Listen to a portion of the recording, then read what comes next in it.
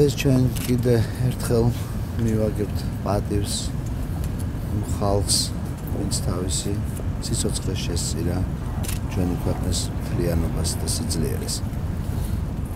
ყველას გვახსოვს, რომ იყო ბევრი გმირობა, დარჩა დიდი ტკივილი.